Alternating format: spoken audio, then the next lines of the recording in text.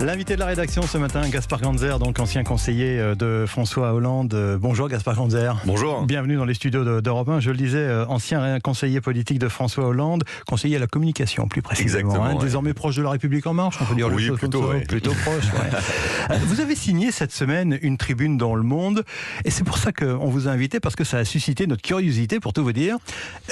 Cette tribune pour rappeler que rien ne se passe jamais comme prévu dans une campagne présidentielle.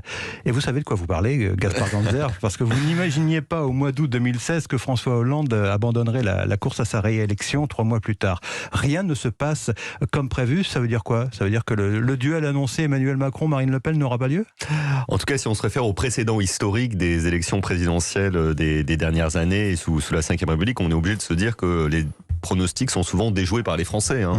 La dernière fois, c'est Alain Juppé qui devait devenir président de la République. Ouais. On l'imaginait assez bien se retrouver au second tour, soit face à François Hollande, soit face à Marine Le Pen. Et finalement, c'est Emmanuel Macron qui a été candidat. Et on sait le scénario rocambolesque de la dernière fois. Et puis, les fois précédentes, il y en a eu d'autres. Dominique Strauss-Kahn était favori. À un moment donné, Lionel Jospin était favori. Et aucun n'a gagné. Alors cette fois, tout le monde nous annonce que c'est Marine Le Pen qui va se retrouver face à Emmanuel Macron. Et on imagine que dans ce cadre-là, c'est Emmanuel Macron qui va l'emporter. Mais je pense que les Français qui ont pris l'habitude aujourd'hui de, on va dire, faire des héros aussi vite qu'ils les font redescendre de leur piédestal, vont pouvoir déjouer leurs pronostics. Et au-delà de ce côté un peu jeu qui pourrait sembler un peu à la télé-réalité, on voit bien qu'on a un paysage politique très éclaté, presque liquide, dans lequel il y a beaucoup d'abstention, dans lesquels les partis politiques ne jouent plus le rôle de contingentement des idéologies partisanes, et en tout cas des courants partisans, et que donc les électeurs, d'une élection à l'autre, peuvent changer d'avis et se porter sur des candidats différents. Rien ne se passe comme prévu, ça veut dire aussi que par exemple, la campagne ne se fera pas forcément sur des thèmes comme la sécurité, l'identité, la laïcité, les thèmes régaliens. Il peut y avoir autre chose qui surgit? C'est très difficile de le savoir, parce que déjà il y a le Covid à l'heure actuelle, et c'est lui qui donne le là. Moi, mon intuition, c'est que cette campagne présidentielle, évidemment, portera sur la question de la sécurité, qui est quand même essentielle pour les Français, mais ça ne sera pas le seul thème. Et je crois notamment que la question environnementale va être centrale. Regardez ce qu'on vit depuis quelques semaines, et même depuis quelques années. Là, on a le record avec des incendies d'été, des méga incendies, et quand ce ne sont pas des inondations comme il y en a eu en Allemagne. Et je suis persuadé que l'environnement sera aussi au cœur de l'élection présidentielle. Environnement, sécurité sanitaire, ça nous fait 3 beaux sujets pour l'élection présidentielle. Alors justement, on a beaucoup dit que le bilan d'Emmanuel Macron se jugerait à l'aune de son efficacité, de l'efficacité du gouvernement sur l'action contre la crise sanitaire, notamment la campagne de vaccination. Est-ce que ça peut être plus compliqué que ça ? Je crois que ça pourrait être à son actif. On voit bien quand même, il faut le reconnaître, que ça se passe bien. Tout le monde avait dit qu'on avait pris du retard, et finalement on est un des pays, on va dire européens et même dans le monde, qui a le taux de vaccination le plus fort. Mais malheureusement, la politique, c'est pas quelque chose de très juste. C'est-à-dire que si le bilan vaccinal n'est pas bon, on lui reprochera. En revanche, s'il est bon, les gens considéreront juste qu'il a fait son job. Et on trouvera autre chose. Lionel Jospin, vous savez, on s'en souvient, entre 97 et 2002, tout le monde considérait qu'il avait été un bon Premier ministre, avec un super taux de croissance, etc. Les Français lui ont dit merci, monsieur Jospin, mais on passe à autre chose, et c'est finalement Jacques Chirac et Jean-Marie Le Pen qui se retrouvent au second tour.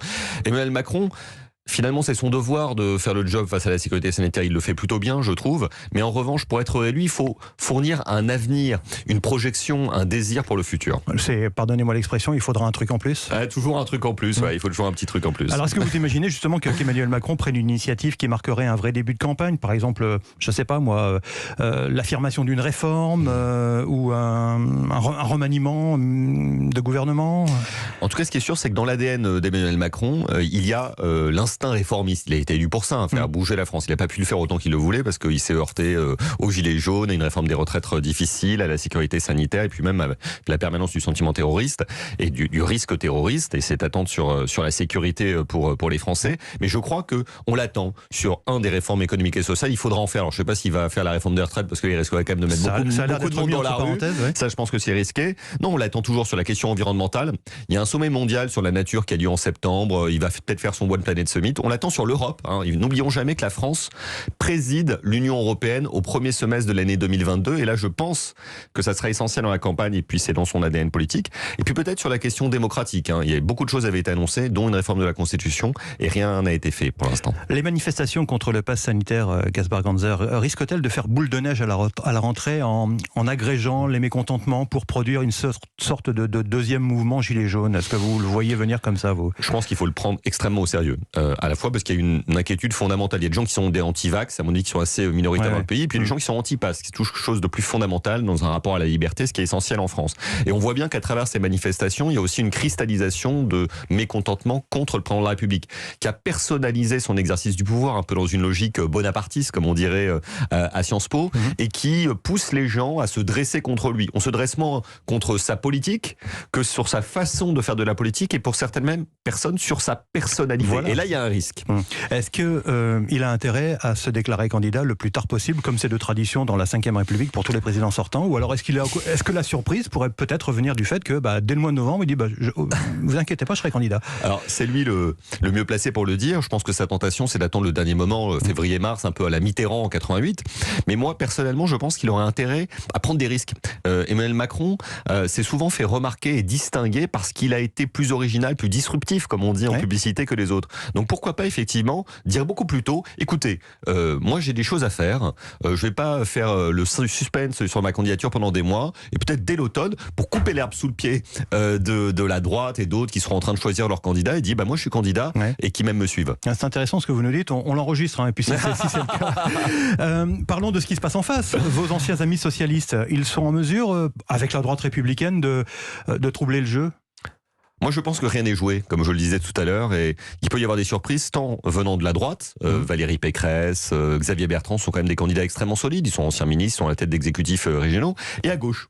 À gauche, la surprise, elle peut venir de deux niveaux. Déjà, peut-être et avant tout des écolos. On en parle beaucoup ces jours-ci parce qu'ils sont une université d'été. C'est quand même eux qui sont en train de remporter, à gauche en tout cas, la bataille culturelle.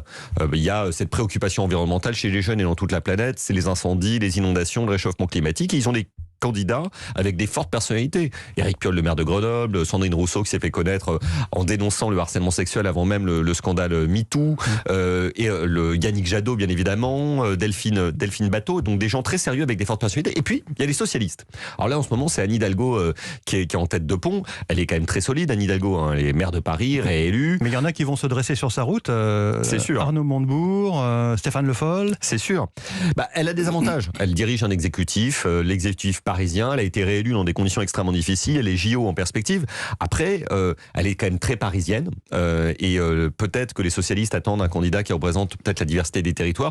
Vous n'avez pas cité non plus Carole Delga, qui ne s'est pas annoncée pour l'instant, et pourtant, qu'il ne faut pas sous-estimer, elle a été réélue très largement à la tête de la région Occitanie. J'ai du mal à croire que les socialistes pourront gagner l'élection présidentielle, je ne vais pas vous faire croire ça. En revanche, je pense que c'est important qu'il y ait un courant social-démocrate, comme on dit, qui arrive à exprimer ses idées, et peut-être qu'on peut souhaiter qu'après un premier tour de chauffe dans la campagne, peut-être que les Verts, les socialistes et peut-être d'autres vont réussir à se rassembler pour créer une candidature. Parce que ce que joue la gauche, c'est peut-être moins l'élection présidentielle de 2022 que celle de 2027. Et il faut que la gauche se reconstruise pour repartir sur des bonnes bases après cette élection de 2022. Mais il y aura toujours l'épine Mélenchon pour la gauche. Après 2022, non. Oui, c'est sûr. Mais je pense que ce qui joue aujourd'hui, c'est comment est-ce que les écolos et les socialistes arrivent à reposer les bases d'une reconstruction qui pourra intervenir après 2022. Et puis, ne sous-estimons pas les écolos, mon petit doigt me dit, vous pouvez m'enregistrer aussi, qui peuvent créer de la surprise dans l'élection présidentielle. Et ils ont malgré tout toujours du mal à confirmer sur des scrutins nationaux après des scrutins régionaux ou locaux. Alors au niveau national, vous avez raison, mais bon, ils ont quand même là fait des très bons scores aux européennes, très bons scores municipales, quand même assez bons scores aux élections régionales. Et puis, comme je le disais tout à l'heure, l'hégémonie culturelle à gauche, elle est de leur côté. Elle a longtemps été du côté des communistes, puis après des socialistes. Et aujourd'hui, c'est les écolos qui imposent leurs thèmes et leurs débats dans le cadre de la gauche. Donc les partis sont toujours un peu en retard par rapport aux questions idéologiques et culturelles, mais on imagine assez bien que les Verts se préparent une hégémonie culturelle pour longtemps. Merci Gaspard Ganzer, merci pour cette discussion. Rien ne se passe jamais comme prévu dans une élection, dans une campagne présidentielle. On l'a bien noté et on vous réinvitera pour en discuter dans quelques mois. Merci, bonne journée. Beaucoup à vous.